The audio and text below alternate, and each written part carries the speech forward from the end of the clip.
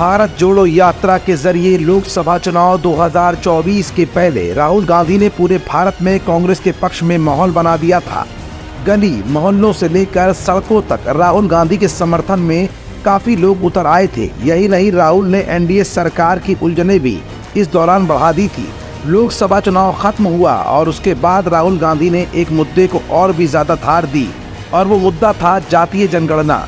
अभी तक राहुल गांधी लगातार अपने इसी मुद्दे पर अडिग है, लेकिन अपोजिशन में बैठने के बाद राहुल गांधी ने दिल्ली से ही बैठे बैठे उत्तर प्रदेश में क्या कुछ ऐसा खास कर डाला जिससे अब 2027 में होने वाले विधानसभा चुनाव में कांग्रेस को मजबूती मिलती दिखाई देगी। क्या है राहुल का वो कदम? आज की इस रिपोर्ट में ये सब कुछ हम आपको दिखाएंगे भी और बताएंगे भी। दरअसल लोकसभा में नेता प्रतिपक्ष राहुल गांधी ने अभी कुछ दिन पहले ही सदन की कार्यवाही के दौरान कहा था कि इंडिया गठबंधन इसी सदन में जातिगत आरक्षण का प्रस्ताव पास करेगा।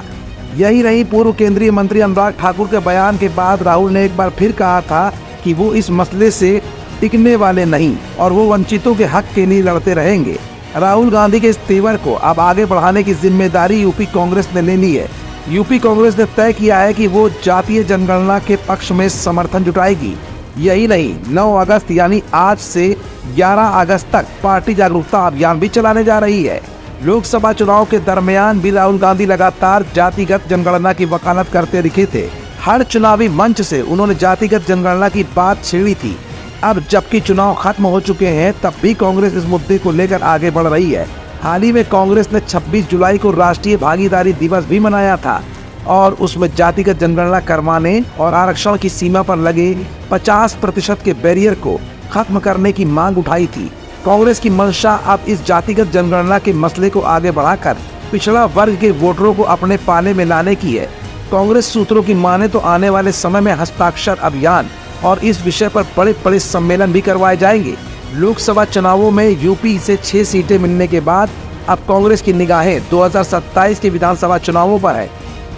लोकसभा चुनावों में सपा के साथ गठबंधन करने की वजह से पिछड़ा वर्ग कांग्रेस के पास आया और आरक्षण बचाने के नाम पर दलित वोटरों को साथ लाकर कांग्रेस को यूपी में बेहतर प्रदर्शन करने का मौका मिला। अब वो इसी तबके के वोटरों को सहेजने में ही अपने लिए भविष्य देख रही है।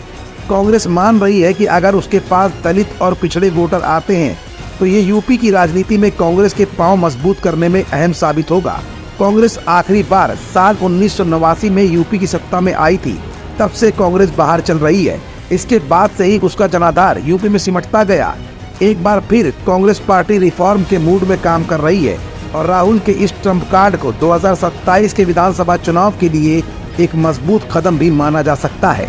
जितना मेरा आप लोग इंसल्ट करना चाहते हैं, आप खुशी से करिए, आप रोज करिए, मगर एक बात मत भूलिए, जाति जनगणना को हम यहाँ पास करके दिखाएंगे।